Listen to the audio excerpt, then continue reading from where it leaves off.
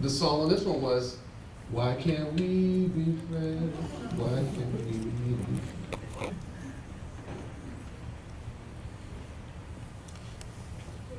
Okay, so we're skewed a little bit to the left, but not overly so. We got 23% of people who would say they're on the right, 16% doesn't, that binary thing doesn't fit.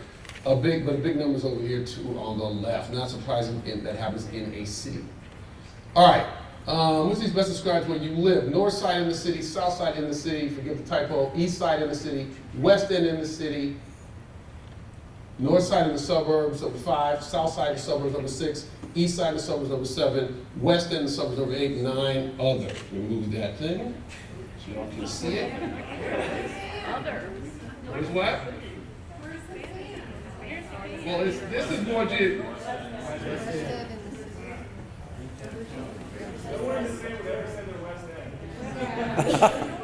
Never ask a Richmonder. All right, so there's dispute about what to call the West End, apparently. So there's a whole discussion. Other. Just downtown. All right, let's see what we got.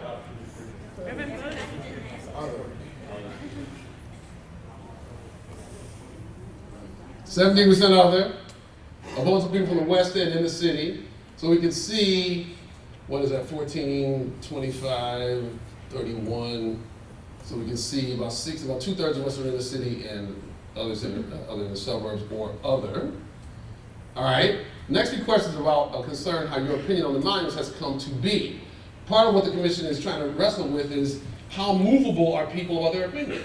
So the next questions are how your opinion came to be. First question. Have you engaged with the Monuments Commission before tonight? Indicate all that applies. Your first meeting, you've been in a meeting like this before. Number 2, you answered a survey, you submitted written comments, or you spoke to commission staff or officers. You can press all that apply in terms of how much you've engaged with this whole process, with this public process. This one was yakety yak. Don't talk back.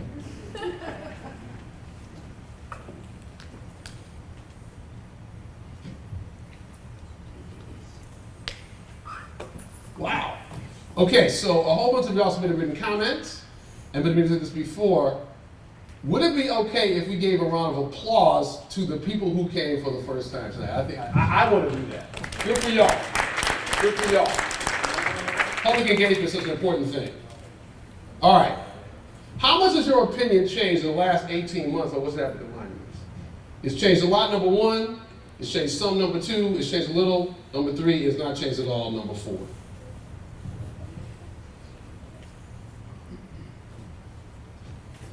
The song on this one was, I Won't Back Down.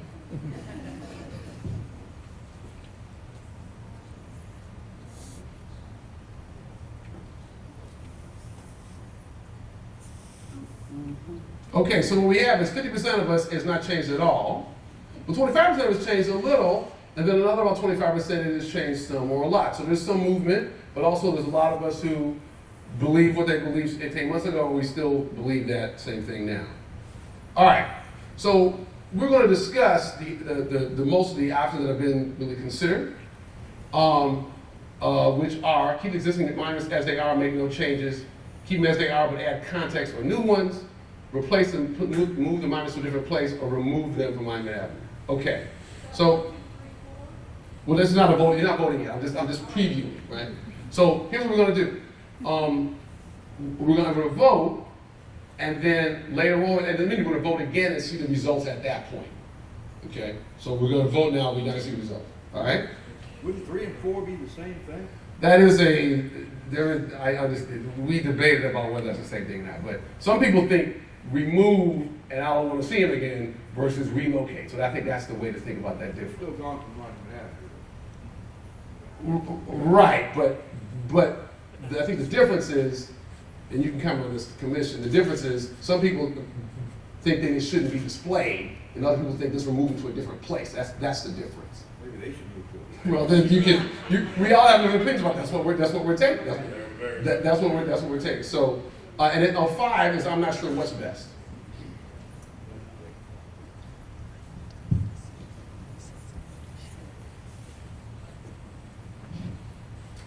So what's going to happen later is we'll see some results of the commission's various input, and we'll do this again to see our results tonight. See how that compares to before, at the beginning of the meeting versus at the end of the meeting. Why don't you think some should stay and some should go? Number 5, I'm not sure. They're not gonna be five, I'm not sure what's best, right? They shouldn't all be thought of together as a group. They're not all the same. Okay, so hold on, so let's continue, because we're gonna have a presentation in a minute. How much understanding do you have of the point of view of folks who want a different solution than you? One, you have a good understanding of their point of view. Two, you have a partial understanding of their point of view. Three, you have little understanding of their point of view, but you're somewhat curious about it. Or four, you have little understanding of their point of view, and you're not curious about it. Yeah, you can vote now, the polling is open. So the question is, This is the first one with the votes. yeah, we will have other chances to vote. Yeah, it would go back and take a long time. We're already started late. So the question is, how much understanding do you have of other people's points of view who look at this very differently? All right, that's what we have here.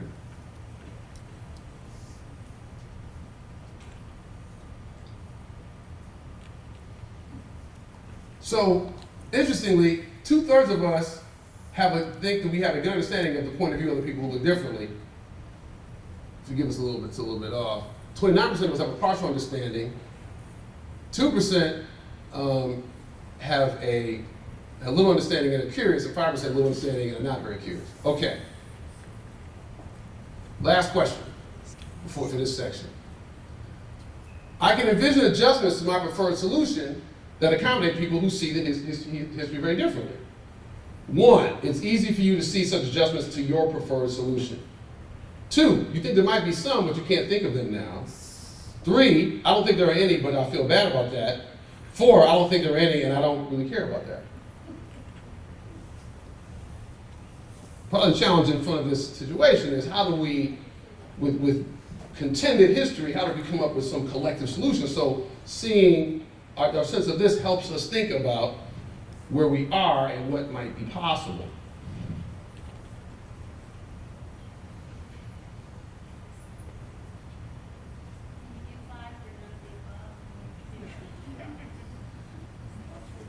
So interestingly, 36% of us can see adjustments to their solution that might accommodate other people. And 30% of us think there might be some, but can't think of them. 30% of us don't think that there are any adjustments that can be made to your solution and don't care about that. So that's interesting to note that that's what the public is on it. All right.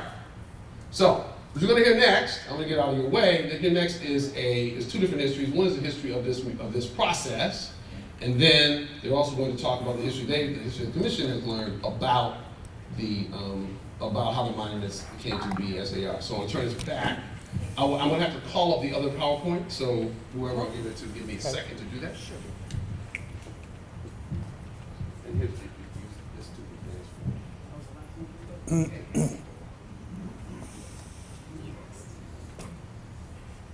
We'll take a second.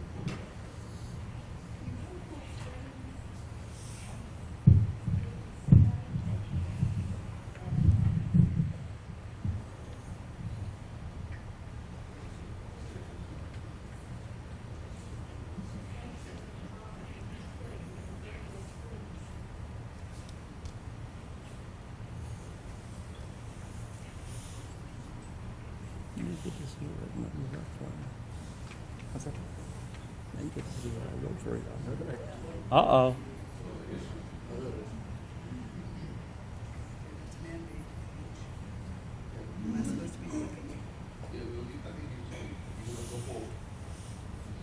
Okay, here we go. Yeah. Okay, so, all right, so as everyone knows, we had our first public commission meeting back on August 9th of 2017 at the Virginia Historical Society, and that was absolutely a learning curve for everyone. And it was interesting because clearly the energy in the room was passionate, and there were some interesting feedback, needless to say. Lots of stuff going on between people in the audience. Could you And use the mic, I'm sorry. Okay. And lots of things going on among those who were in attendance. And so what we did learn in that meeting is that we needed to figure out a way to have the engagement with the public provide the kind of feedback. First of all, we had to figure out what the feedback really is and figure out a way to help people engage differently. So the next thing that we did, as we were preparing for that, we all know that the events in Charlottesville took place. And the tenor, not just for Virginia, but around the country, changed dramatically. And on the advice of city officials and police officials, the decision was made not to hold our next meeting, which was originally scheduled for September 9th. Instead, what we did is we set about trying to figure out how best to engage with you. And so we broke down into work groups. And those work groups were held at Library of Virginia, Museum of African American History and Culture here in town. We met also at, we actually had a couple meetings at Virginia, the Library of Virginia. And those different groups, we had a group about community engagement. So we wanted to hear from the community about how do you want to engage? What's the best way to do this? And that's where the online comments and web page and things like that were born of that discussion. That's when we got feedback as well about a better way and being consistent about the amount of time that people were going to be given and so forth. We had a meeting of the historians where people could just sit down, because what we found and the feedback that we were getting, especially from that August 9th meeting, was there were a lot of people who were in that category of, I don't know what's best. I'd really like to know more about this. And they felt really, felt like they didn't have a chance to learn anything because of the high emotion of that particular event. So we set up a session that allowed people to come and have a conversation around history and so forth. So there were 5 meetings like that. There was also, there was a meeting about, so we could specifically understand what the various monuments were in terms of their status, legal status, whether it was a city monument or a state monument or something else. What the stretch of Monument Avenue that could be considered, especially if one looked at adding monuments. We had another group session that went into a discussion around if you were going to add somebody, who would you recommend? So those work groups did their thing, and then we had another public meeting. Unfortunately, it's not listed here. We had another public meeting in November, and that was a working session that was held in November so that the work groups could come back and give us feedback. And as it turned out, we did allow towards the end of that meeting for those in attendance to share their thoughts. And then we were into the holiday season. And once that started, and again, also from the public feedback sessions, we learned, the work group sessions, we learned that people did like to figure out how to have more intimate conversations with their neighbors around these issues, even if they didn't agree to be able to do that. So what we announced in January was that the commission would be open and available to any community group, homeowners association, civic organization, heritage organization, religious org, it didn't matter. If you wanted to have a meeting with one of the commissioners, to let us know. And the reality is we ended up, there were 9 requests. We ended up holding 4 of those meetings. We had another 2 that ended up being, because the organization did not have space to accommodate larger groups of people, they invited 2 of us to attend so that we did not violate the open meetings rules. And so we did that. And then after we gathered all of that data, of course, we still had the website up and we were still receiving feedback and letters through the website. And actually, Colleen is going to tell you more about that because we have received, 1,600, 1,700, something like that in terms of the letters. And these letters have been read. We have read them. And so again, Colleen will tell you more about that a little bit later. So now this process is, as was stated at the very beginning, these next 3 meetings, tonight and then again on May 19th from 10 a.m. to 12:30. That's going to be held at the MLK Junior High School. And then we will have that evening another work session that you all are welcome to come. That will be held in City Council chambers, and that will be from 6 to 8:30. And that will give us a chance, because truthfully, we have not, as commission members, really been able to sit down together and digest, because we've been working in small groups trying to bring everything together and make sure that this process was as transparent as possible. Frankly, it's been an extraordinary experience to date. So that's where we are. And again, your feedback, one of the things that we wanted to make sure is that we gave opportunities for people to provide their feedback in a number of ways. And again, those, I will say that the invite meetings were provided for us some really powerful and interesting and evocative, not only people sharing their thoughts and ideas about what it could do, but it was especially one meeting, I will specifically reference this meeting, and that was a meeting that was held at the Unitarian Universalist Church. It included members of the Carillon community, etc. There were probably at least as many, if not more people there than are here tonight, and they broke off into groups of 8 to 10 people.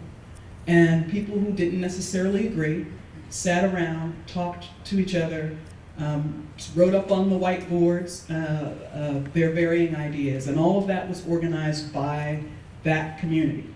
And it was really a fascinating thing to see. So we wanted to, again, with these last 3, before we have to issue our report to the mayor, we wanted to try to capture as much of that as possible so that we could elicit the information from you in ways that you're comfortable with, and ways that we're able to do the work that we've been charged to do. So that's where we are, and we thank you for your time and attention, and now we turn it over again to, yeah. You wanna come up? Sarah is probably next. What's the next slide? So I didn't advance the slide.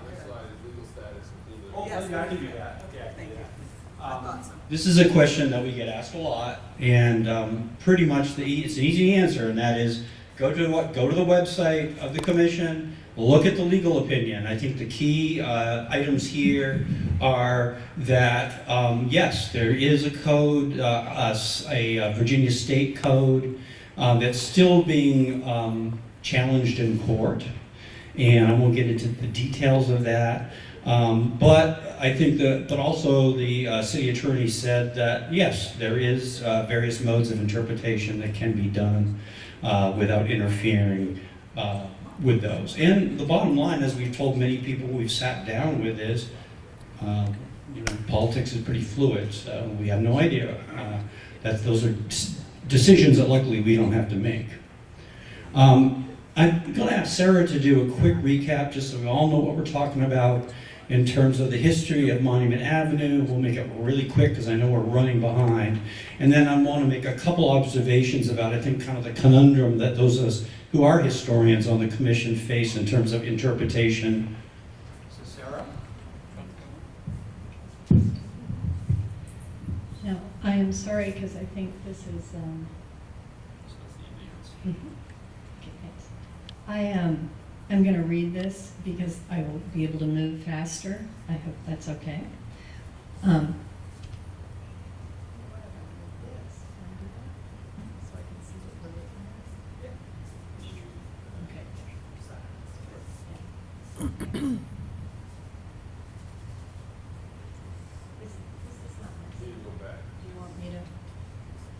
You can advance pass it, I just Okay, used it as okay. to show the different monuments.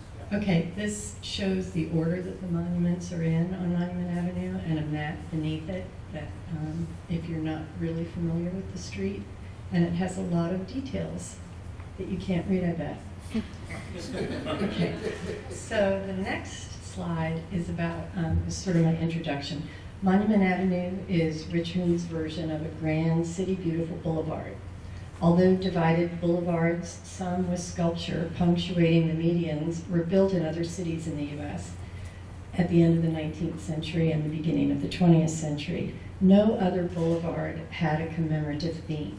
And to add to the unusual character of the street, the theme was that of the losing side in a national rebellion. Monument Avenue's sculptural collection grew organically. That's something to keep in mind, each one individually. Of course, the more Confederate monuments were built, the easier it was to imagine the next, but there was never any rule or ordinance dictating that the Confederacy would be the only message. I think a lot of people misunderstand that. Unlike commemorative monuments in other cities, Monument Avenue ensured that Richmonds were not tucked away in a park or a cemetery. Some were, but they were right here along a busy street where many people traveled every day. That's one of the things that makes Monument different. Monument Avenue's unique combination of community planning, commemoration, and architecture makes it nationally significant and qualified it as a National Historic Landmark. Being an NHL does not encase it in a bubble, never to be touched. The Arthur Ashe Monument had already been added when Monument Avenue was declared a landmark, so the NHL board obviously recognizes that change happens in a healthy city. In Richmond, the people who had the power to erect monuments to their heroes had changed too. The first monument to Robert E. Lee was unveiled May 29, 1890. Lee's monument was erected 20 years after his death. The sculptor, one of the most famous in the world at the time, was asked to portray Lee as heroic and solemn, the leader of the Lost Cause. Now, the Lost Cause sought to reframe the story of the Civil War, depicting the Confederate cause as a heroic defense of the Southern way of life and states' rights, and denying the role of slavery in the Civil War. Their leaders' personal virtues were stressed while their cause was depoliticized. The images of Lee, Davis, and Jackson were carefully framed. This is as you know it today. The next two monuments, I'm really trying to go fast here.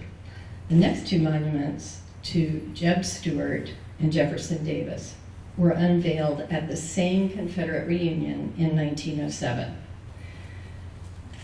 They were erected on either side of Lee, and in the 17 years since the unveiling of Lee, the nation had lived through a depression and the U.S. had fought the Spanish-American War. Virginia joined other southern states in 1902 by rewriting the state constitution, making it next to impossible for African Americans and working class whites to vote. This resurgence of white supremacy allowed the depiction of Stuart to be much more aggressive than that of Lee. Holding his horse back and gripping a sword, Stuart leads a charge. Davis is posed giving the speech in which he resigned from the U.S. Senate. In that speech, which is quoted on the entablature behind him, he referred to the states' rights guaranteed by the Constitution as the justification for secession. It's been noted many times that Davis is the only monument on the avenue that honors a non-Virginian. The name of the allegorical figure above Davis on the column, Vindicatrix, was based on the word vindicate, reinforcing the justification that the Lost Cause was selling. It had been 42 years since the Civil War had ended when this monument was unveiled, or these two.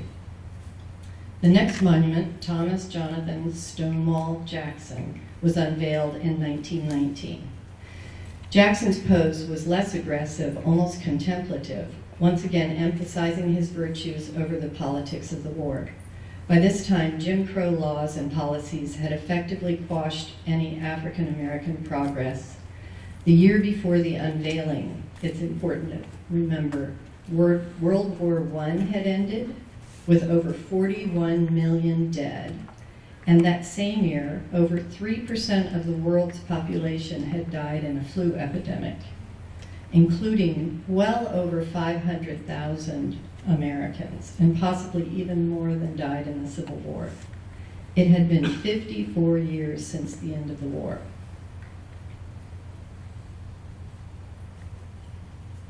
The next sculpture, Matthew Fontaine Maury, was unveiled in 1929. Maury's monument honors his scientific achievement rather than his service to the Confederacy. Richmonders struggled to gather sufficient money to build the monument until they turned to the United Daughters of the Confederacy, who raised the money from school children nickel by nickel. 64 years had passed since the end of the Civil War when this monument was unveiled. The next monument was Arthur Ashe, unveiled in July of 1996. The unveiling of the Ashe Monument changed the earlier message of Monument Avenue by introducing a modern African-American hero, a hero for a whole different group of Richmonders. The Civil War had been over for 131 years. To quote the National Historic Landmark nomination, Monument Avenue, which was begun as a modern real estate development meant to lead Richmond visually and economically into the future, had anchored the city firmly in the past. Thank you, sir. So now we have our next public comment, I believe. Yeah. Yep. Okay, so y'all just, so y'all heard the commission's findings about the history of how the monuments have to be there. History can be a contended issue. So what we want to do is to get some feedback about your response to that in a couple different ways. I'm going to ask the staff to hand out some cards. We want to hear from everybody. We're also going to ask a couple polling questions to get your sort of top of mind response to the history that you just heard. Need our help spelling? There was actually, so Greg, did you want to go through this? Because You have no questions, or you have just one for the entire history? How many? yes, one for the entire history. So why don't you continue on with it? Yeah. We'll wrap this up. And I will be very quick. So, as we said, this is pretty contentious stuff. We understand that. In terms of the historical profession that many of us belong to, the American Historical Association Statement on Confederate Monuments from August 2017, which was signed on to by 24 other historical organizations in the United States. Obviously, this is a quote from it, and we believe very strongly that that context is important, as you heard from Sarah. These are just some of the organizations that weighed in on that, as well as other organizations making important statements like the Association for the Study of African American Life and History. Oh, okay, I'm sorry. So the AHA quote is, rather than seeking to provide definitive answers to the questions posed by individual monuments, the AHA emphasizes the imperative of understanding historical context in any consideration of removing or recontextualizing monuments or renaming public spaces. And again, supporting what Sarah was talking about, this is a graph that was created by the War Memorials and Monuments in Virginia report by the Virginia Department of Historic Resources. And it reinforces some graphs that you may have seen in newspapers related to when were these monuments built. So this is the arc of building of monuments in Virginia, the whole state. And as you can see, the vast majority of them are being built in the period, as she said, when Jim Crow and segregation begins to be imposed. Of 168 war memorials in Virginia, almost half of them are Civil War. The rest are every other conflict we've ever had. One of the things that the American Historical Association's statement said was that nearly all monuments to the Confederacy and its leaders were erected without anything resembling a democratic process. That's why we're here, because we don't want to replicate that. Everyone should be included in the process of defining the city's landscape. African Americans had no voice and no opportunity to raise questions about the purposes or likely impact of the honor accorded to the builders of the Confederate States of America. That's the American Historical Association. That's almost completely true. This is from the 1875 vote on funding the installation of the Stonewall Jackson Monument in Capitol Square. This is a time when African Americans are still in the state legislature. And you see the nay votes here. Peter Jacob Carter from the Eastern Shore, African American. This was not a done deal. The idea that we have no way of knowing whether African Americans supported this or not is simply not true. We do have data points for that. And the answer is they didn't. And the other thing that we struggle with as historians is we hear things in our listening sessions that, unfortunately for us, run counter to the vast majority of commentary in our field. We do this for a living, and that's a difficult thing. So, for instance, we got a report back from one of our sessions that talked about how the Virginia Secession Convention of 1861 was not about slavery. Well, I went in a couple days ago and did a search on the University of Richmond's convention website and looked at, in fact, what were they talking about in that convention? Well, guess what? If you search slavery, you get 512 references, and you search states' rights and you get 29. I think that tells us something. And finally, lots of people like to talk about historians are revisionists. We're trying to change the past. We've always been changing our past. What we do now, and this is a great example. This is from Mildred Lewis Rutherford. This is a book she wrote that basically was to tell people how to measure the measuring rod to test textbooks and reference books in schools, colleges, and libraries. And the intent was, she was a prominent member of the United Daughters of the Confederacy, these are the parameters by which you would test whether one of these books was satisfactory. You can see one right here. Reject a book that says the South fought to hold her slaves. Reject a book that speaks of the slaveholder of the South as cruel and unjust to his slaves.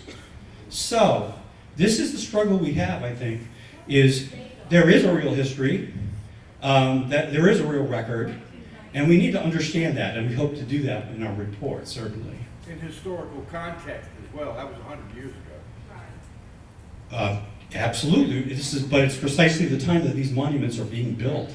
That's the point. That's the point. It's a 100-year-old statement about 150-year-old stuff. Come on, man. Many monuments are built at the same time. Were they built in Jim Crow? That's right. Can you let the man talk, please? We didn't come to hear you. All right, so the whole point is, as we can see, history is a contended issue, right? So y'all just heard the commission's current understanding based on their study of how the monuments came to be. So what we want to do is to get everybody's feeling about that, and then if you have issues with that, we will take those comments. Everybody should have a card at this point. Oh, I see what's going on. What's going on is we gotta go back to the other polling deck. Just a second, y'all. So, y'all just heard a narrative of how the monuments came to be. What's your sense of that? They really got it right. They mostly got it right. They partly got it right, or they mostly got it wrong.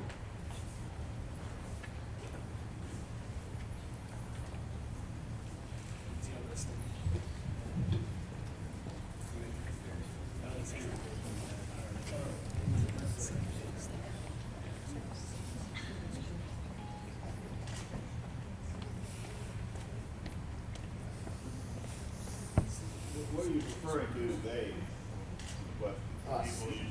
You just heard a narrative. You just heard a narrative of how monuments came to be. So that narrative, the commission just produced that narrative. So we're asking, how do you feel about that? Do you think they mostly got it right? 46% of us said they really got it right. 25% of us said they mostly got it right. 10% of us said they partly got it right, and 19% said they mostly got it wrong. Okay. The commission who just produced that narrative. Did the narrative include any relevant facts that you previously did not know? Yes, many, yes, 1, yes, many, 2, yes, some, 3, yes, a few, or the answer is no. Okay, so so about 72% of us, yeah, I'm having math problem. 73% yes, they learned something, and then the rest not even anything new. Here is the issue. Everybody should have a card now. We can hear from everybody. So, if there are any adjustments you think that need to be made to that depiction of the history of how the monuments came to be, please write them on this card. Because that's what the card is for. The card is they're going to be collected and all looked at. Because it's a green card. I was forgive me, colorblind. So anyway, so what is the adjustments you want to make to that depiction of the history of how those monuments got created? This is a chance to hear from everybody without everybody gets 2 minutes and we only hear from 15 people. We can hear from everybody. If you have there was a whole bunch of y'all that said they mostly got it wrong. And then a little more said you probably got it a little bit right. So what is the adjustments that you think are important to make around the history of how the monuments got developed? So do you ask me additional questions, and will you hand out additional cards for this? So we got more cards. This is not the only time for input about this, about input at the meeting. But what we want to make sure we collect now are your responses to that depiction of history, of the monuments.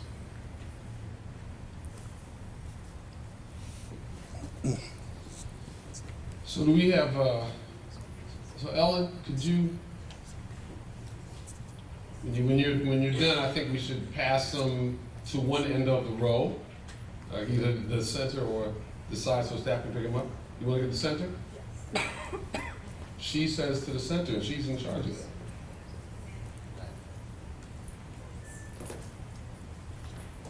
So I'll say just give more minutes so people finish writing so that they're paying attention when you do your presentation. Oh, there you go. The answer is this one. I'm gonna go back and step. Thank you.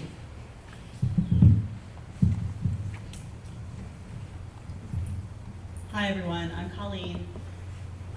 In order to get as many opinions and ideas together for us to look at and start understanding how people were feeling about this issue, the commission set up a website which still exists, Monument Avenue or monumentavenuecommission.org. It's still there, and on that site you could go to a space and link through to an area where you can write an open-ended, as long as you want, I think, comment. And at one point during the history of our commission here, I think it was about December, we actually also put in little blocks that you could check, really to help us be very clear on what people's ideas were. People used that website from all over the state. We didn't have too many out-of-states, but there were plenty of people from in the city of Richmond and in the counties and in other places around Virginia.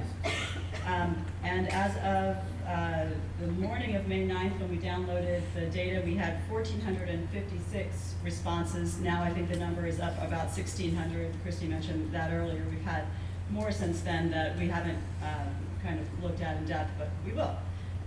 So I wanted to let you know what we found from the data that we found, that we looked at. The responses, and not everyone checked a box, so we had to read through and kind of understand what they were trying to say, but the responses broke down into 4 general areas. And those were to keep the monuments where they are and add context or new monuments, to remove the monuments altogether, and that was at 20%. I think you can read that. 26.8% said keep them and add context, 20% said remove the monuments, 18.5% said relocate the monuments, and 15.5% said keep the monuments and make no changes or additions. And there it is in the pie chart. There's a 5th category there because there were 19.2% of the people who didn't really say anything in those 4 categories. They more were trying to offer history or had questions, just other things in general that really didn't have to do with the fate of the monuments. It really turned out to be people from all over Virginia, but most of them were from Richmond and the counties. But we asked people to put in their addresses. Some addresses looked like work addresses because they were downtown. Many people put in their home addresses and they were from the county and said, I used to live in Richmond, or I used to live on Monument Avenue. People really just came from all over, but the majority of them were people in the city. Question. Can I hold questions for the end? On that topic, Just hold the question. Hold the questions to the end, Hold please. this to the end, okay? I put this continuum of the 4 different areas together, not in the order of the biggest number that we received, but more so that you can see that it really wasn't a binary decision people were making, or that kind of a take them down or keep them up. The first area, keep with no changes or additions, and the second area, keep, add content or monuments. Obviously, both people want to keep the monuments there, but they had very different reasons. The middle 2, they wanted to add context, but they had a different opinion on where the monuments should stay. Some people would say move them to a battlefield and add context. Some people would say add context where they are so people can see how they were erected. And then the last 2, the folks who said relocate the monuments and the folks who said remove the monuments, both believed that they should be off Monument Avenue, but that they should have different fates. So by putting the information in this way, I wanted to let you see that people have the same opinions and different opinions for different reasons. So it's a complex situation that we're looking at. Is this on the website? Not yet. This is not, but I guess it could be. Now I'm going to go through the 4 different areas and give you the biggest trends that I found that came out of what people were saying. And there are a lot of words up here. I apologize if it's too small for you to see. I'm going to read them out loud in case you're recording it as well. And if you have additional thoughts that you don't hear here, put them on the cards or go on the website and put them there too. We really want to know. We tried to do a good job of getting all different points of view, but still trying to make them a little more concise. For the folks who wanted to keep the monuments and make no changes or additions, the reasons were the monuments represent my heritage, are a sacred space akin to a burial ground, represent war heroes, should not be erased as ISIS would do, are not about slavery. The monument's removal would have negative economic impact on things like tourism or a national boycott of Richmond. The monuments do not bother anyone. The monument's removal will further divide our population. The monuments should not incur expense of removal, so money can be used for schools or crime prevention. The monuments should not have additional context because everyone knows what they are. The monuments should not share the space with other monuments, put new monuments beyond this space or in another part of town.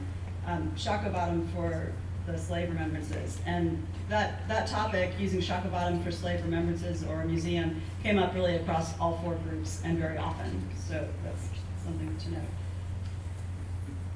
The next group,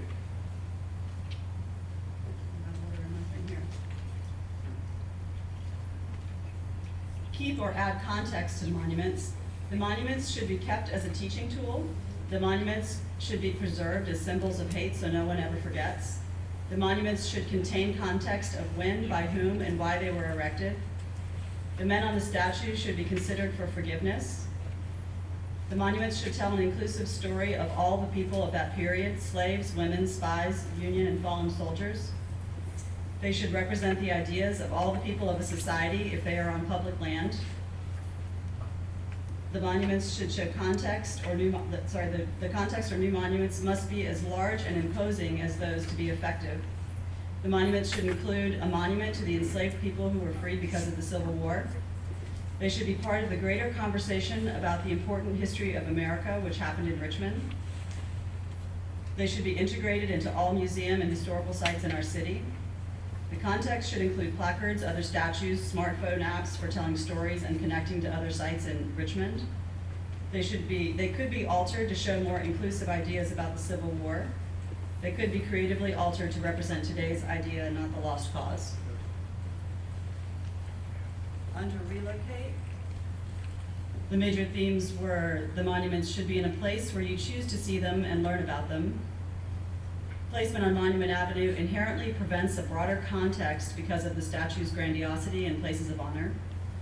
The monuments could be put in a fallen monuments park, as other countries who have removed monuments have done. They make it difficult for large corporations to attract employees from other areas because of Confederate adoration. They are appropriate for a cemetery or a battlefield. They should be in a Jim Crow museum. Removal would be the first step in repairing relations in our city. The monuments could be altered to show how they're viewed in the 21st century. And descendants of Lee, Morey, and Jackson have written to say take them down.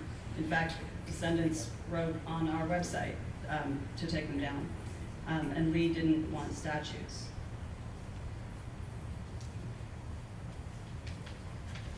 The last category is complete removal of the monuments. They are a painful reminder to a large portion of Richmond's population of the history of enslaved people. They have no place in a city of the future. They must be judged as statues of the Jim Crow era when they were erected between the 1890s and 1920s. They are relics of white supremacy. They were formalized as racist symbols after the alt-right rallies. They were erected to rewrite the past and bolster the lost cause narrative. They normalize oppression of minorities. They should be destroyed, auctioned, or at least placed on private, not public lands. The monuments should not be how we learn our history. It must be done thoroughly through schools and museums with many points of view. Our best streets should have monuments to ideas we all believe in. At the very least, Jefferson Davis should go because the statue celebrates the lost cause and how the people who fought will be vindicated. It does not celebrate a Virginian. And the monuments represent men who fought to keep people enslaved and were traitors. Those are the major opinions that we heard. I wanted to also mention that there were a lot of bigger picture ideas mentioned. Things like that using VCU's sculpture department would be a really good idea. We have the #1 sculpture department in the country in VCU, and that should be tapped. And also the use of revolving art, like is in use on the 4th Plinth and Londres Trafalgar Square, where new art can be put up all the time to be seen. We also got a lot of ideas. 410 people gave us ideas on who they thought new statues should be about. And this is called a word cloud, if you're familiar with the concept. I took everyone who was mentioned in any of the 1,456 comments, and I put them in a spreadsheet. And the way this works is the more someone is mentioned, and we have the actual counts, but I thought rather than showing you a big long list, the way this works is the more someone is mentioned, the bigger their name gets in the mix. So I took here, there were many, many more people who got mentioned one time, like my brother or something like that, but the biggies who were mentioned over and over again, I think Maggie Walker had about 200 votes, and it's a good thing that we just put up a statue to her over in Jackson Ward, so we can check that box. But these are some of the others. Doug Wilder came up quite a bit, Gabriel Prosser, Elizabeth Van Loo, and Mary Bowser, who were both spies, I believe. So that was for people, but we also had folks who were interested in seeing monuments to ideas or groups of people, and by a long shot, the #1 was enslaved people, that there should be a monument to enslaved people on Monument Avenue. Native Americans were thought of a lot, and the revolving art installation that I mentioned a moment ago, that came up over and over again as an idea for Monument Avenue. But also to ideals, equality, peace, diversity, those sorts of, a monument to that kind of idea that our country is built on came up a lot. Lastly, I just wanted to say that we got many words of wisdom, I suppose, about our process.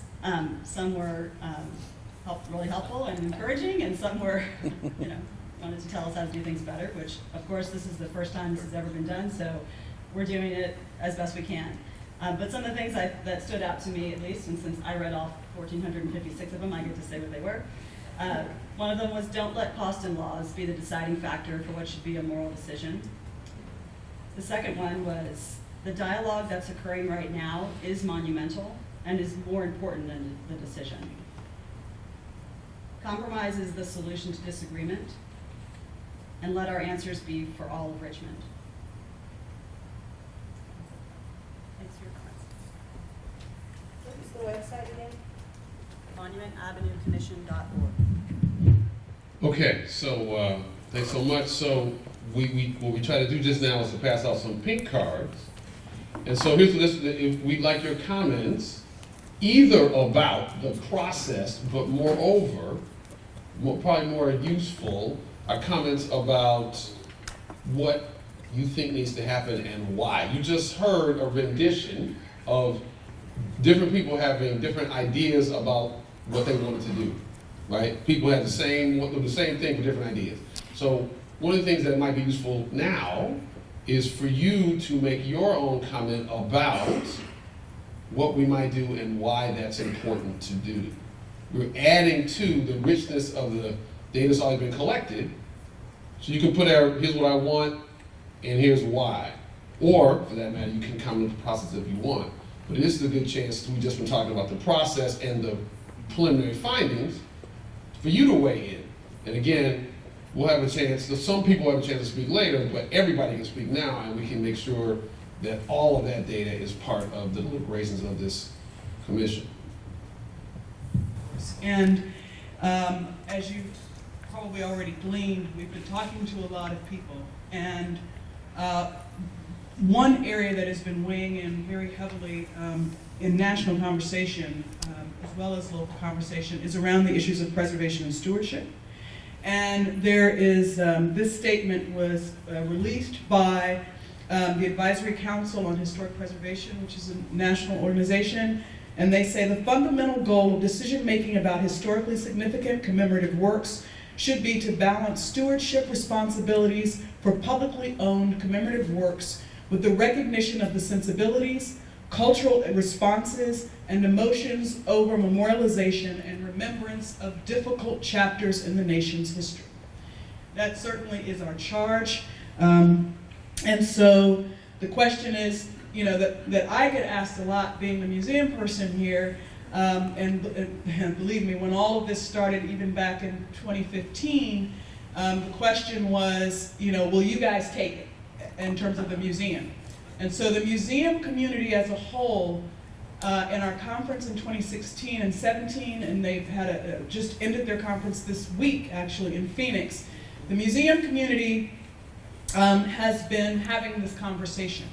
Because the reality is, people can say all day long, put it in a museum, but the reality is most museums simply do not have the resources to care for them. Most museums are small. There are 35,000 museums in the United States. Over half of them have budgets less than $1 million. The care for these artifacts is extremely difficult if you want to do it right. And so it simply doesn't. And then if you break that down even further, there are museums that say it doesn't fit our mission to begin with. You know, we're a museum of mustard. Yeah, there is a museum of mustard. It's out in Albuquerque, I think. So that breaks down even further. And then the National Park Service through the National Park Service and the Department of Interior under the current administration also said about laying out what the national parks position would be, because a lot of people said put them on the battlefields. And as we all know, most of the battlefields are either state-owned, or the majority are, in fact, through the National Park Service. And so the National Park Service's statement about this as well has been very clear, that the parks are not able to also take these monuments. In fact, many of the Civil War-related battlefields are in fact already have an abundance of Union and Confederate statuary. In many cases, they can't even, with the varying cuts that have taken place in the past 30 years in the national park, they are not even able to properly care the way they want to for the ones that they have. So the Department of Interior made a statement that in fact they would not. So what the park, National Park, as well as what other museums that do have these have done or decided to do, was this idea of, well, how do we help people understand that meaning changes over time?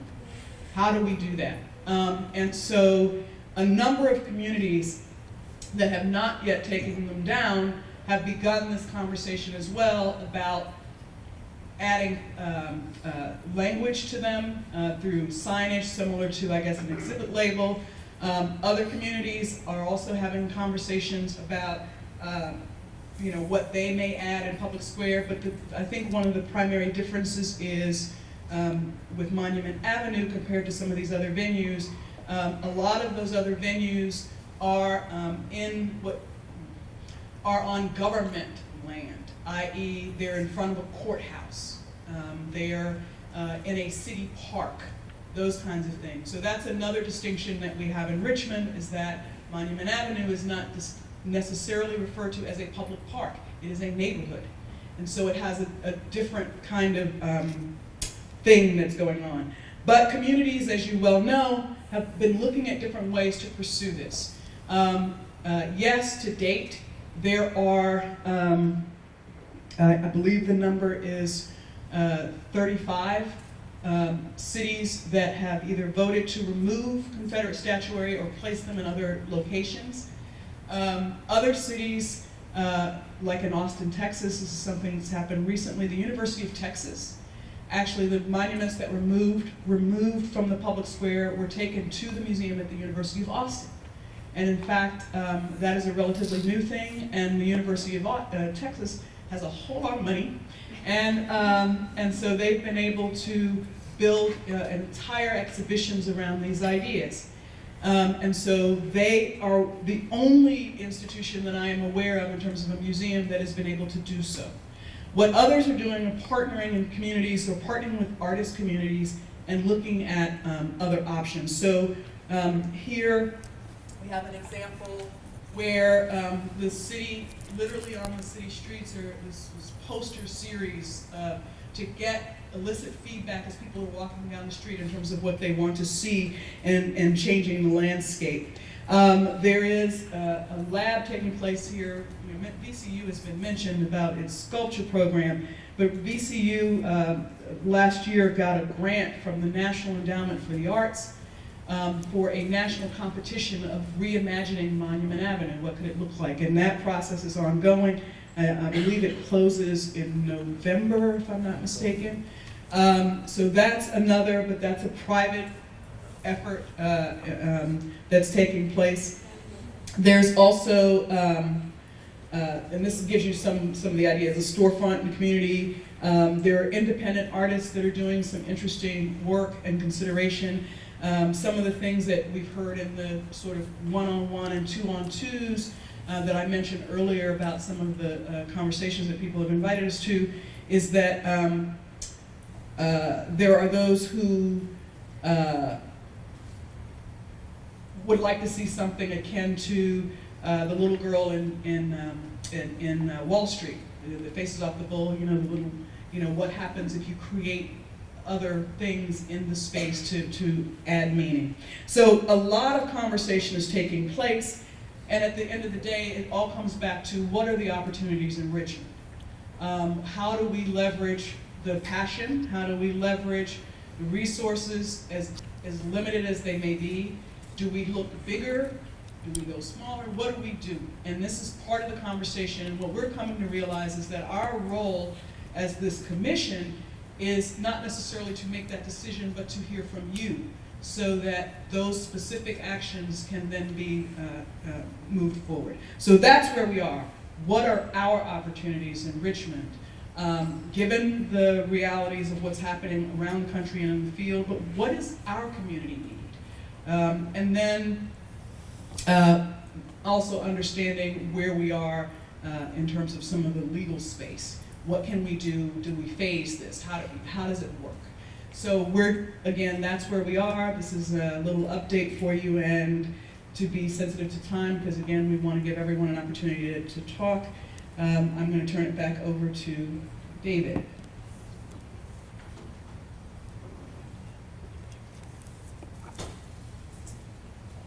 Thanks. So, again, our objective is to leave some time for the more traditional roll to the mic thing, but also hear from everybody. So we're going to have another round of input. I think some more cards are going around to get any other ideas before we in that way. But let's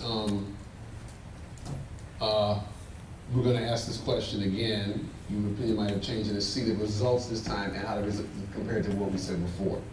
So again, if you had to choose between these options, what do you think is the best option for the city and the region? Keep the existing monuments just as they are, make no changes, number one.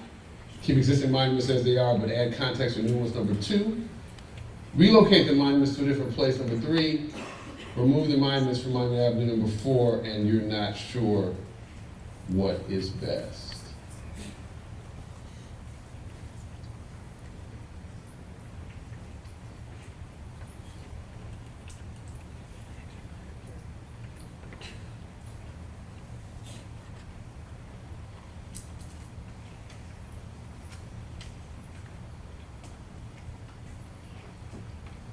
So in this room, we got 44% saying keep the existing, keep them as they are, but add comments to new ones. 18% keep them as they are, make no change. I think that's about what the 15% the comments from before. We got 13% relocate and 22% remove them. 3% not sure what's best. Let's see how that compares to what we said earlier. So we can see the top one is the blue line, the blue one is the top, and the, what is that, orange? Yeah. Colorblind. On the bottom, so we see that we have a little bit of movement away just in this meeting from keeping this, the top is the first and the bottom is the second. A little bit of movement away from keeping as they are, make no changes, 24% to 18, and a little bit towards the keep existing ones but add new ones. 32% now, 44%, and some people have gone from not sure what's best to they have an idea what's best. Okay, so that's useful to see what happens with in this kind of conversation. So we're gonna save that one. We're gonna save that one until the end.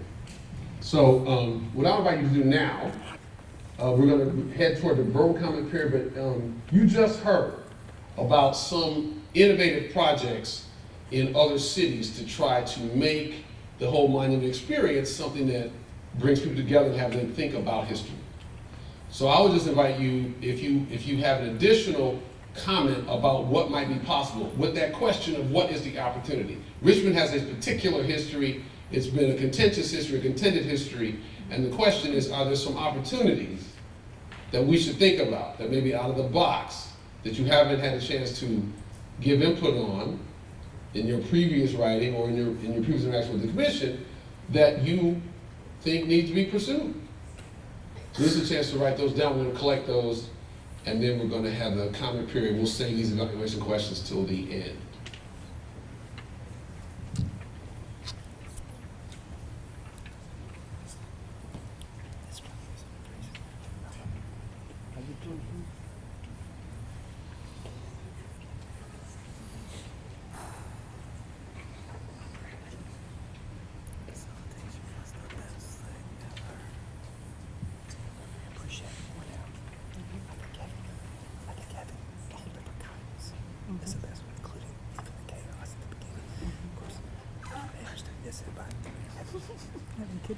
Exactly. Let's see.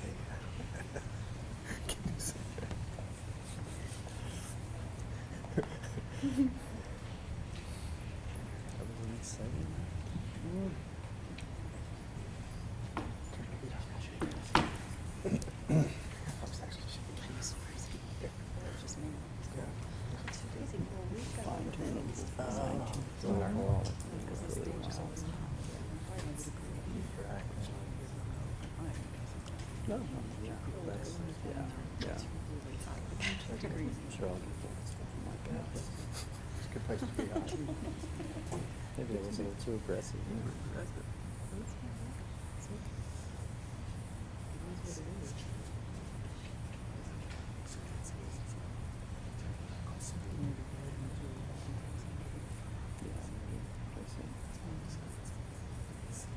Interesting. I saw. Did you see the interview? It was like 60 minutes. Yes, I did. So it's a very nuanced. Telling it. I think a lot of people imagine that just because we this is our understanding of history, not necessarily new. your road, we want you to go over there. It's a different question.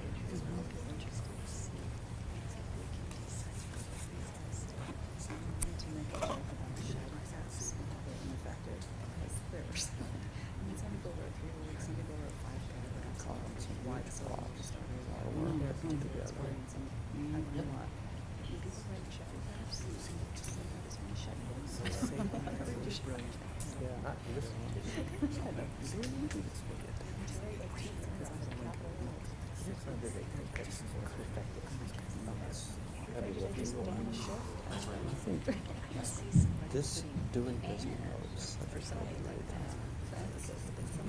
Such a BBC report put together. Very, very useful.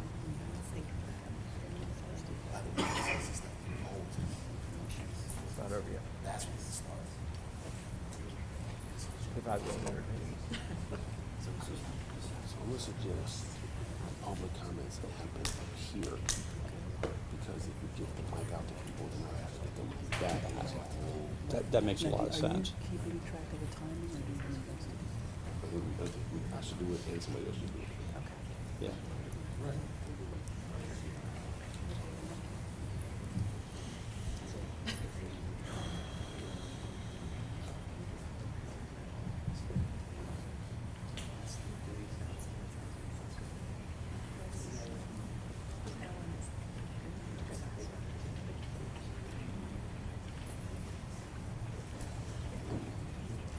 Okay, so,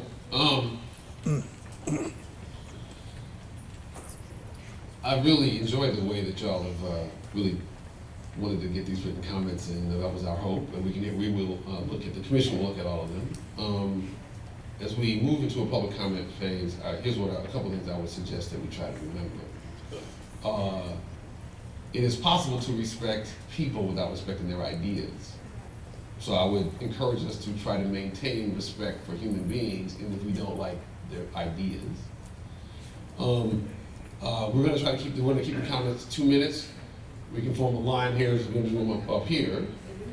We'll let you know when it's 2 minutes and give you good feedback thereafter. We would hope that we can all maintain that. Even at 2 minutes, we can only hear from so many people in the half or so we have left, so I would try to stick to that. A bunch of people said, my final comment is that a bunch of people said they don't understand what people thinking and don't care, and I got you, everybody's right to do that. My suggestion, and I don't know this commission well, is that your comments are probably going to be, they have to care about everybody. So you can express your opinion, but I'm just saying you're talking to a set of people who have to make a set of recommendations, and their job is to think about the whole. So yes, we all have our opinions, but it's probably useful to the extent possible, to speak to their need to develop some strategy that speaks to everybody. So,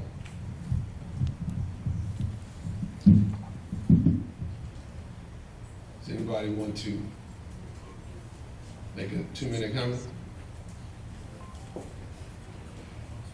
The line forms here.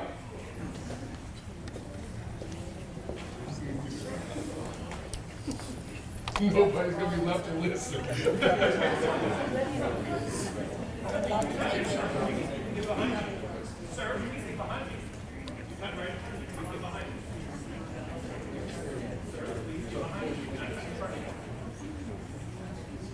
Good evening. My name is.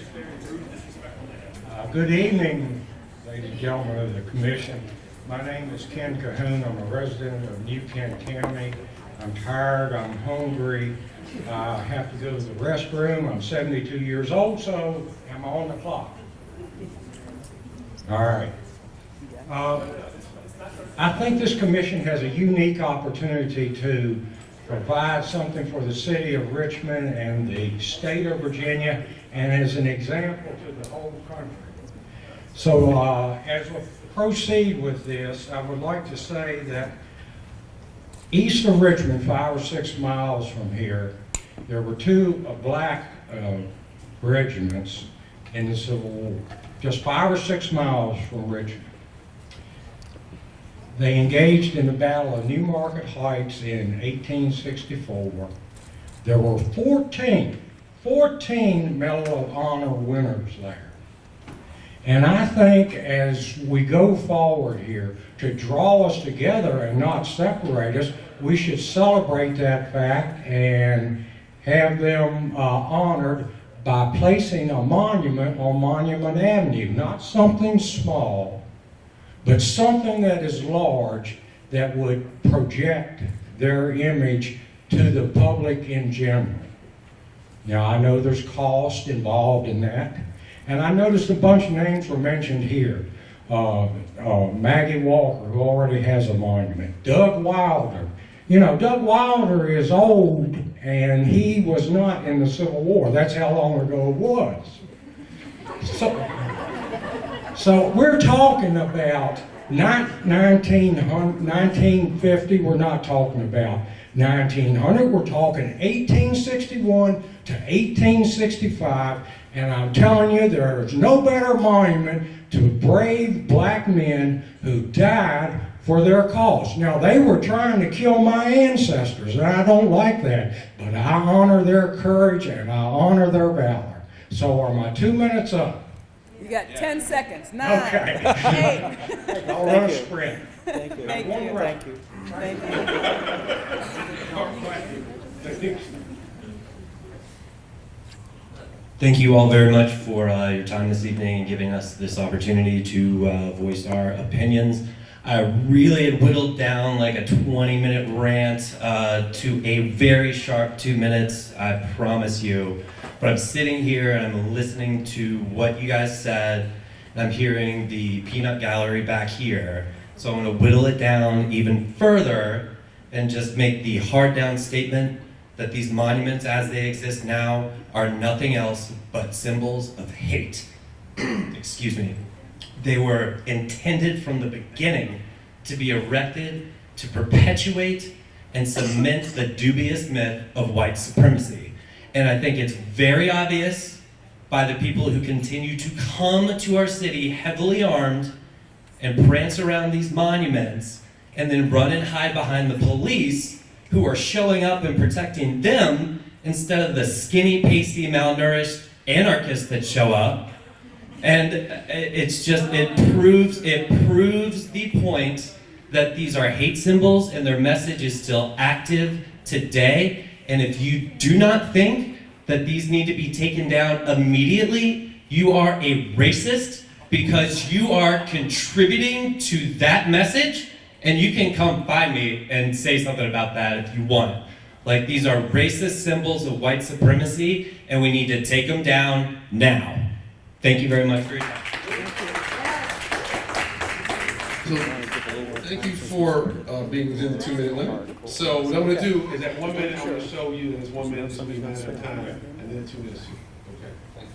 Thanks. I wasn't planning on speaking. I'm grateful that this commission has been created. I'm grateful that you showed the history of when these monuments were put up and how they were put up, during the Jim Crow era. And just to echo, my friend's concerns that they were put up during a time where we were trying to establish white supremacy and continue the legacy of racism. And I think you did that really well, showing the context of how they were historically put up 50, 60, 70, years later after these things happened. And for those who still cling to this symbol, I'm going to appeal to you for empathy, and to just hear people who say that these symbols are painful and that they are hard for them to hear. I'm asking for you to find it in yourselves to have some empathy for that thing.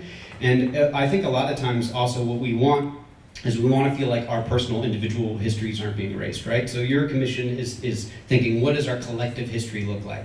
And what does our collective experience of appreciating Richmond look like? I don't think anybody would be mad if we had like a Southern heritage or like a Southern hospitality statue, or like a statue to sitting on the porch when it was hot, or like a statue to like biscuits and gravy, or like grits For example, like everyone likes grits. If we were standing outside and you had a flag that had grits on it, we'd all walk by and be like, that's awesome. Yeah, we all like grits. That's great, right? So we can still have an aspect of our histories that we appreciate, but we can have empathy for the things that we know are contributing to racist images and racism that's been perpetuated for a long time. So I'm appealing to people who are holding on to these symbols, and I think a lot of times you probably even change these symbols to mean these things that aren't even in the forefront of your thought as like them being racial, even though I think contextually that's where it is if you do that work. But you know, the things that you think you're proud of, maybe you talk about those with other people and you find out that we have a lot of those shared things in common.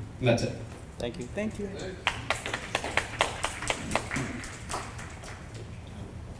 Good evening. I'm grateful that I don't have to sit on the committee and deal with this, and thank you for your efforts. It's clearly very emotive, and the good news is that no one will be 100% happy, so you have that to look forward to at the end, which must be good for you. My only suggestion is, in the process, I wonder if Richmond is actually too emotionally involved with the issue to have the perspective to look at it properly, and if it might make sense to reach out to other countries, for example, South Africa or Germany, Japan, Argentina, or places that have dealt with difficult issues, to see what they think, because they don't have a side in any of it. It's much more of a logical analysis, and you could look at experts in those countries or in other places, because I think certainly in Richmond, the Civil War, as we've seen, it is, and the statues are quite emotive, which is one reason I don't have any view on what you should do, other than perhaps seek very broad views. Thank you.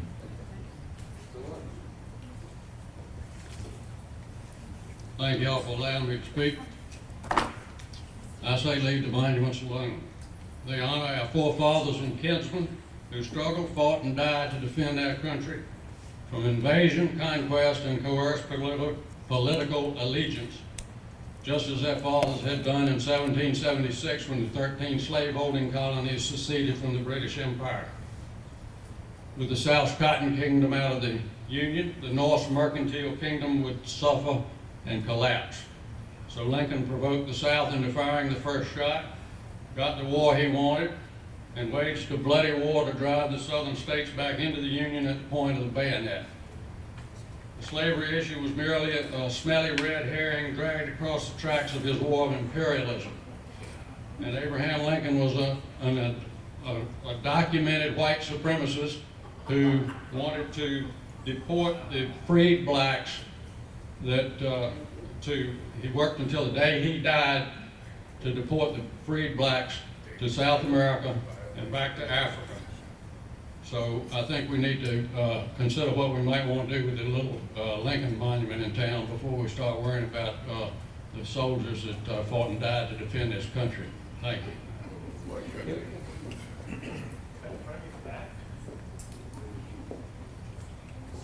Hello, my name is Christopher Goad. It's been 9 months, 3 days since the first commission, but it's been 9 months to the day since I was in Charlottesville, when someone who came to support a Confederate statue drove his car to the intersection I was at.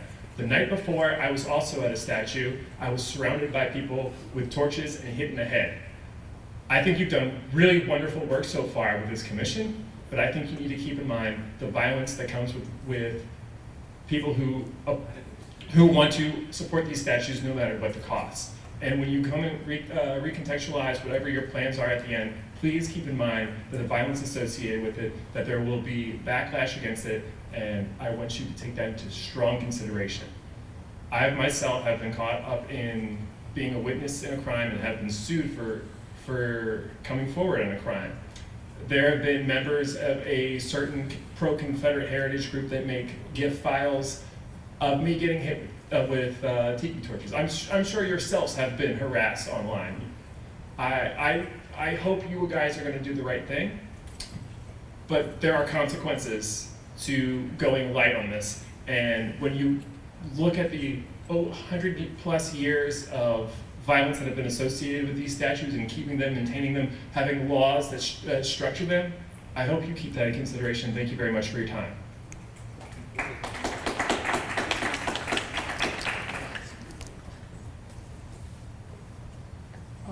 name's Wendy Hazlett, and I'm the great-great-granddaughter of a Confederate soldier. My great-great-uncle was with Robert E. Lee at the end of the war. I'm here tonight to say don't move them or add anything to these statues. They were our Confederate leaders of the Civil War. The statues represent the men and boys who wore gray. The Confederate flag was their symbol. I fly my Confederate flag for love of my family. I don't fly it for hate. I'm proud of my statues. My kids are proud of them. I'm from the South. I have nothing but love, honor, and respect for the statues in my flag. I just want them to leave all my statues alone. The statues didn't just go up. I mean, you already know, thousands of people were killed. They had to have mass burials at a time. Not 2, 3, maybe, 300 or 1,000 barrels at a time? All right, it took time to get money. Okay, statues went up later, but I didn't know if you're white, you got a certain time to put something up to honor somebody. I was trying to finish second page, but that's all my time. No, you got time. I was just trying to say they had to go to battlefields and dig up bodies. Over the time, we had ceremonies and celebrations. I don't see where y'all keep calling it. It's about hate. It's about celebrating our family. There were thousands of statues put up. 24 of them were in the North. I want my Southern people to stand up and be proud of the South. I got it that my dad is an easy target for you because you can't target the people that are really doing hate crimes now. It's 2018, not 1861. And they're teaching their kids to hate me and judge me and label me. 10 Because seconds. if I got a shirt on, they don't even know me. 10 And I just want to know, all right, what happened to freedom and justice for all? Where's my freedom? Where's my justice? They're taking my statues down, but y'all let them keep putting their statues up. I ask you tonight to have love and honor and respect in your heart for the South. You can't change the past, but as of today, don't let them keep destroying my children's Southern history.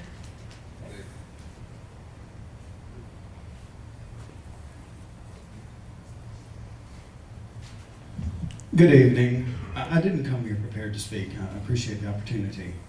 The Confederacy is gone. It is never coming back. But we can't pretend that it didn't exist, that there wasn't a great southern region from the dawn of this country. And that region has its own history, its own nuances, its own glory, its own glamour. The statues need to stay where they are. Richmond is not a city of the future. It is a city of the past. It has a rich history that includes, as much as we like or dislike it, it was the capital of the Confederacy. And we shouldn't ignore that. We should not even really embrace it. We should recognize it and use that to our advantage and not allow ourselves to get on the wrong side of history by using modern values and modern opinions and sensibilities to try to revise the past. Leave Monument Avenue as it is. Thank you. It was created for a reason. The reason was to honor brave men who fought for the Confederacy, not for hatred, not for white supremacist values, but because, first and foremost, Robert E. Lee valued and loved Virginia, which is why he refused to lead the Union Army when it was offered to him. He's a Virginian, first and foremost. This is the capital of Virginia, not the capital of the Confederacy, because that is gone. We need to recognize and remember Richmond as it is, the capital of the Confederacy, former, capital of Virginia today. It's okay to honor those men and what they fought and stood for, which was not slavery, it was for states' rights, right? It was because Virginia and the southern states were selling cash crops to Europe, thank you. It wasn't because of slavery, it was because of westward expansion that slavery was mentioned so many times in that discussion, because the South wanted those states to choose, those territories, to choose for themselves, not to be told they couldn't be slaveholding. It's a different argument.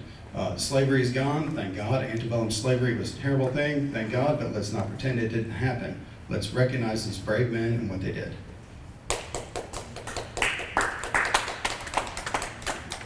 How many of you are cold in here? It's like really cold. I've been freezing like the whole thing. I just wanted to cool the mic off. First of all, I wanted to say thank you guys so much for doing what you do. I think this format works a lot better than the one you've been doing before. I know that your job is not easy at all. You guys have like a really monumental task. But I didn't want to come up here on the mic and talk about my opinions and rant. I wanted to talk about what I wrote in the card about suggestions and stuff. It's really, I want people to know that this is not just a Richmond issue, but a national issue and a world issue. This is like a whole world is watching kind of thing. Like we can, you know, tell ourselves that Richmond is just Richmond. There's not, you know, another world of other people out there that struggle with the same things that we do. But you know, whatever decision is made is going to be really big and really important.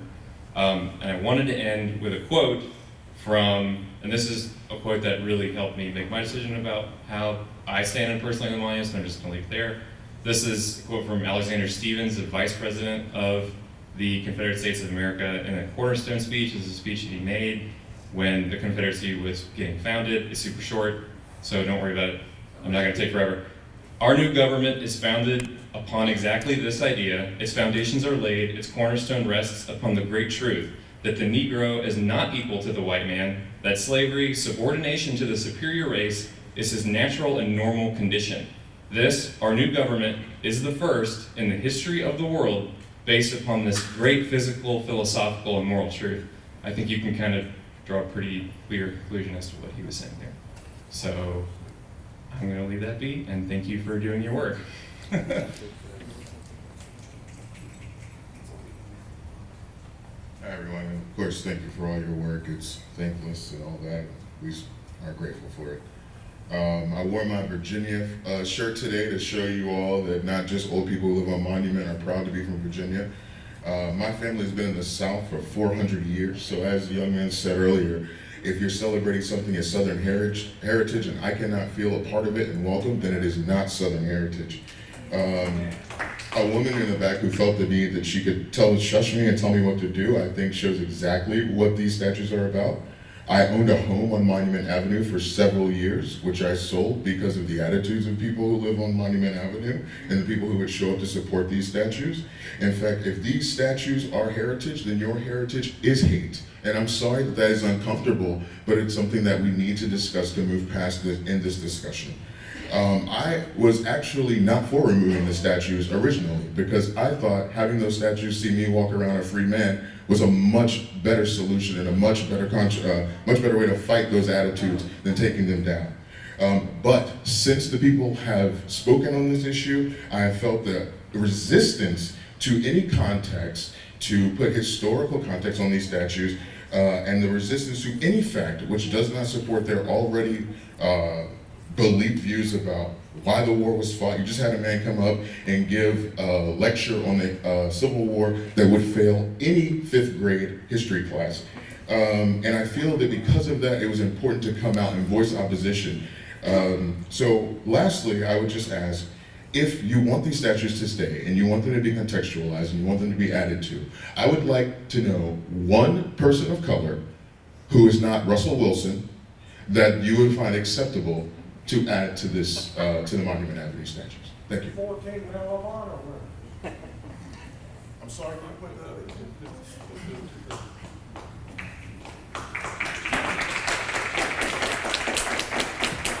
Hello, yeah. Thanks for everything you guys are doing. Look, these monuments were erected in the Jim Crow era, simply to say to newly freed African Americans, you might be not under our control by law, but here's a statue to remind you about white supremacy and the law of the land. It's very tough to look at it any other way when you look at the timeline.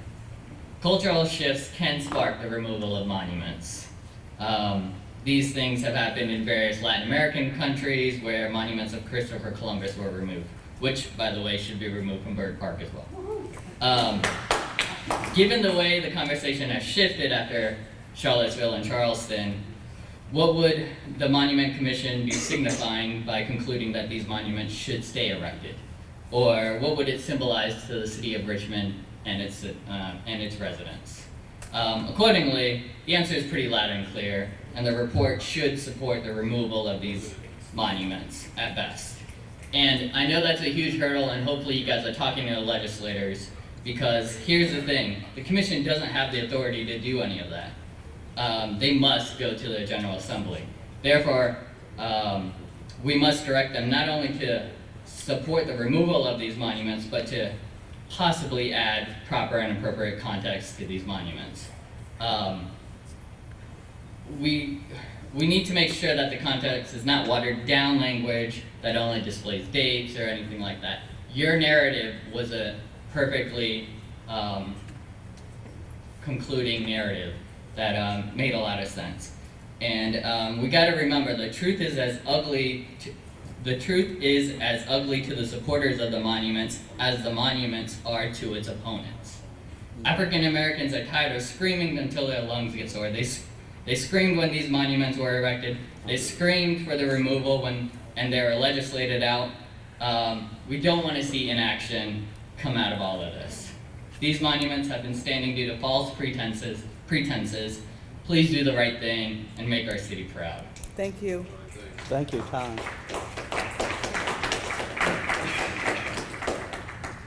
Thank you very much for this opportunity. Just want to point out, I see a big difference between, let's say, the statue of Maury and the one to Jefferson Davis. So if the questions could be more nuanced, so you don't always have to choose between you want them removed or recontextualized or whatever, but actually indicate which monument we're talking about, not treat them as a group, would be helpful. Thank you. Thank you. Hello everyone, my name is Monica Blair and I've been a resident of Richmond for 3 years now. I'd like to thank the Commission for their work. I am also a historian. I have lived in RVA for the past 3 years while I've attended the University of Virginia, where I'm working on my PhD in history. And so this is an issue that's very dear to me as both a Southern historian, as someone who's in both the RVA community and who also feared for the lives of her friends on August 11th and 12th last year. Everything I have learned about the history of white supremacy in Jim Crow Virginia has taught me that a plaque alone will never contextualize these monuments. The deep scar of slavery and the deep scar of Jim Crow, which was more than just segregation, it was also economic inequality, it was also lynchings. That deep scar cannot be explained by just a simple plaque.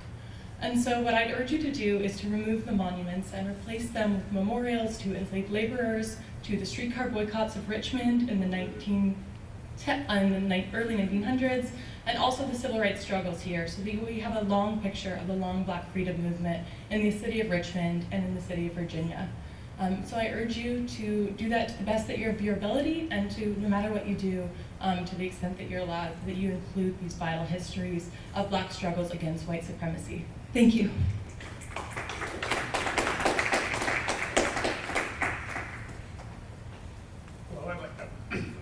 Hello, I'd like to start by first thanking the Commission for your excellent work. I speak today as both someone who was raised in the South, who is the son of 2 military veterans, the son of a Filipino immigrant to the United States, and a PhD candidate in history at the College of William and Mary.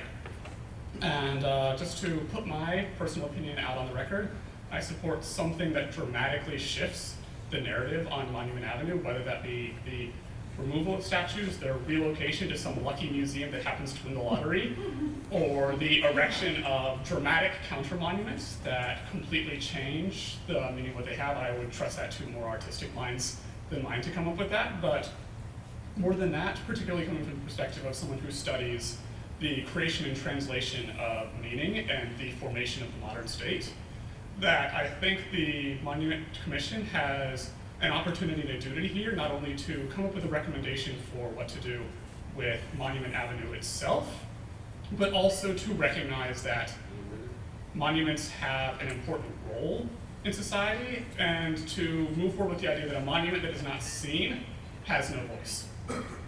The debates we've had throughout this commission's process have sparked a lot of community interaction and education on these issues. And so I think whatever we move forward, it should not be essentially a bland decision. We have an opportunity here to ensure that we have an ecosystem environment to promote future sort of understandings and constant dialogue within the community about who we are, what we want to be, and what our ideals are. Thank you.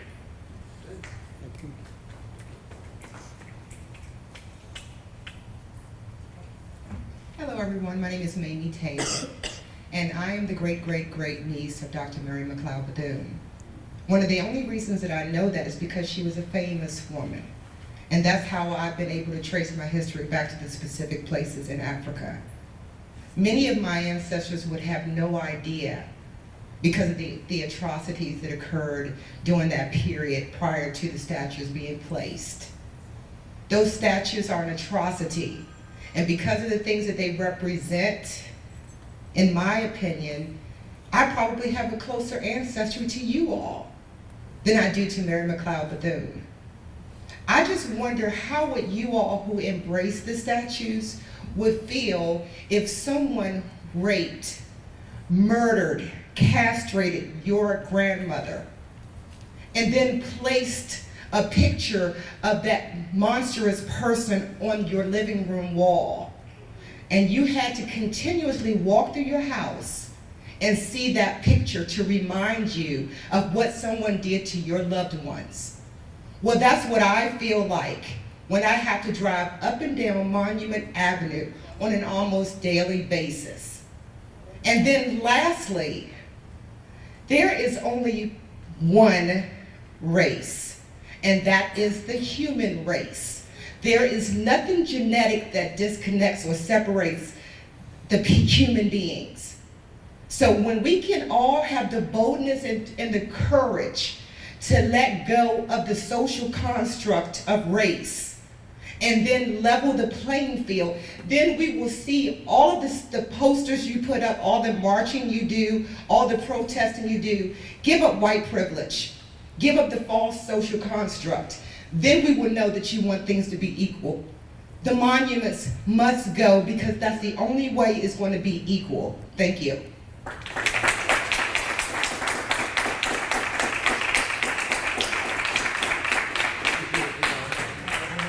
Wonderful job. I'm Bill Galash, and thank you for all your hard work.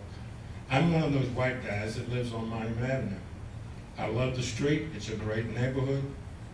What we would like to see happen is Richmond can be a historical destination city. We've got so much history here right now. We've got Yorktown down the road. We could just make Richmond wonderful, and this is just one ugly period of history that we have. We can add new monuments, we can add context. We'll just make it a wonderful city and have everybody saying they have to come to Richmond because that's where history is. Thank you.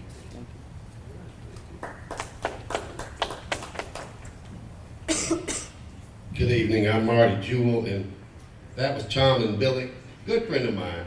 Wrong, both totally different viewpoints about what should happen on Monument Avenue. I'm 72 years old. I suspect he's close to the same age. Went to school in Virginia, where they taught us in history books the slaves were a happy life, that we enjoyed our servitude, that the master was so wonderfully good to us. Biggest damn lie ever told. Come on, y'all. This process is insufficient. I salute you for the commission and the work that you're doing. But until we have a truth and reconciliation process, we'll never get to the heart of this problem. And my question earlier that I wasn't allowed to ask, why are you considering persons' input from the counties when 40 years ago they left here in a mass exodus because of race? How do you think you're going to get a fair conclusion from people who listen to me entreaty you and others about the fairness of taking these statues down because they're offensive to us, when they salute and worship that giant middle finger called Monument Avenue to black folk and other people of conscience? So come on now. You can't get that deep in the truth with this process. There has got to be a combined truth and reconciliation process that includes Monument Avenue and Shacklebound. Thanks.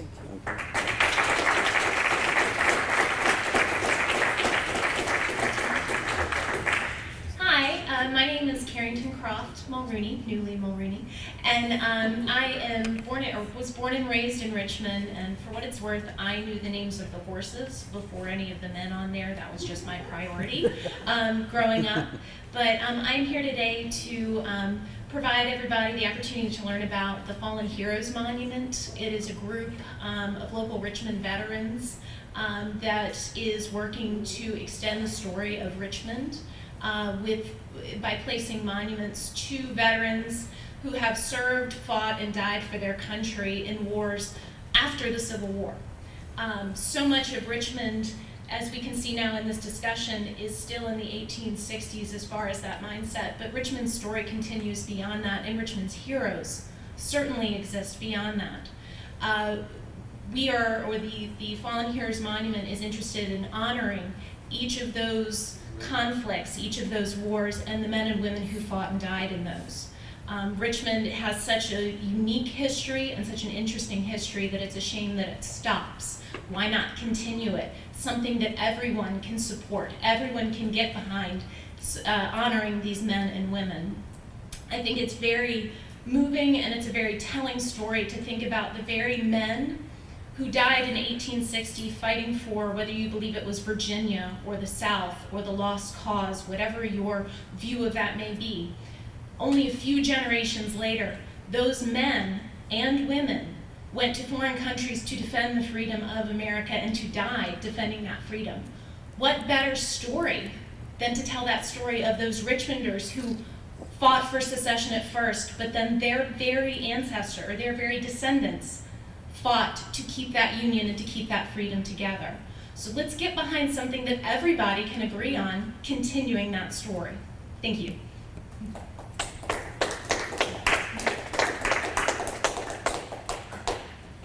My name is Aaron Sorrells, and thanks for listening. I really appreciate the diligence you guys have put into this. My family is not Virginian. I am descended from Confederate veterans, but I've only been here a few years, and I'll be gone in a few months, which will mean that I've been in town exactly as long as Jeff Davis was.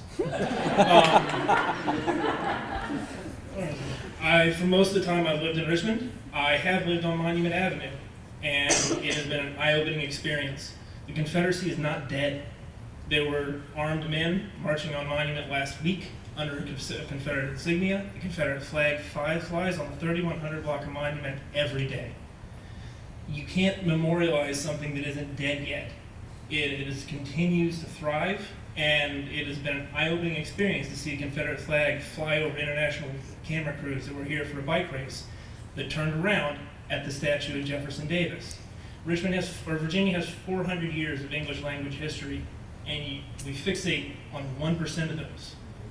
It astonishes me how much precedence is given to the Civil War here, and I understand that it was a dramatic time, but it was still only 1% of the English language history in Virginia, and I think that we need to expand our perspective on history.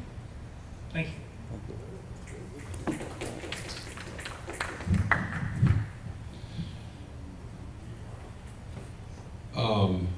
I have to say I'm impressed at the high level of compliance with the 2-minute thing that y'all did. A couple people went past, but that was remarkable given the level of contention around these issues. And I'm sure that the commission appreciates not just the compliments to your work, but actually the substance of those comments. So I really appreciate that. We're getting close to our time. I want to ask a couple of final keypad questions, and then I think we're going to have a couple of commissioners close it out. So we had a different type of meeting, and this is a chance to just reflect on how that worked out for you. Is that? Okay, all right. What is the level of learning you experienced tonight? 1, a lot, 2, a good amount, 3, some, 4, little, 5, none, very little.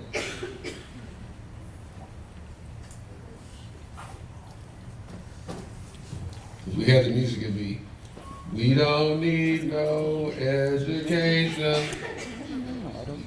would have thought Michael Paul Williams. Let's see. We got here. I forgive that being a little off. The third one, some is the biggest 43%, 20% a good amount, 11% a lot. Okay. How satisfied were you with tonight's opportunities for input? One very satisfied, 2 satisfied, 3 mostly not satisfied, 4 not at all satisfied. Of course, this one I'd be playing. I can't get no satisfaction.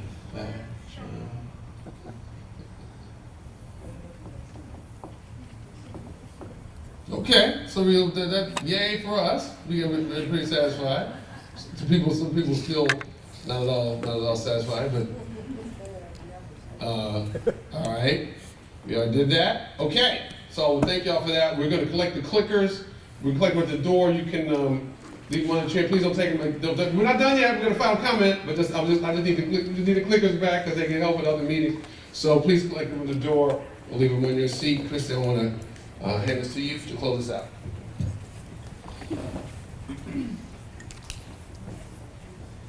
Well, first and foremost, we want to thank you all so much, and I hope if nothing else, you've learned just how dedicated we are to trying to get this right for our community. We thank you for coming out. We look forward to you telling your friends, associates, what have you, about our next gatherings, which will also be like this. So we're going to basically repeat this process when we meet at MLK High School. And then, as I said before at the beginning of this, and that, by the way, that date is May 19th. It's a Saturday, 10 a.m., Martin Luther King Junior High School. And then that evening, we will be in City Council chambers from 6 to 8:30 for deliberation among the commission as we start putting together all of this and thinking about what our report looks like to the mayor. Yes, it will be exactly like this meeting. Why isn't the mayor here? I'm sorry, what? I think you heard it. Why isn't the mayor here? He's the one responsible for this full commission, correct? He is the one who put the commission together. That is absolutely true. Our report will go out to... He wasn't at the last one either. I'm sorry? He wasn't at the last one either. This is... Because he has charged us to do the work and get going. Why did he hear his face to be asked questions? Don't speak over her. Yeah, thank you so much for coming out this evening. Thank you all very much again.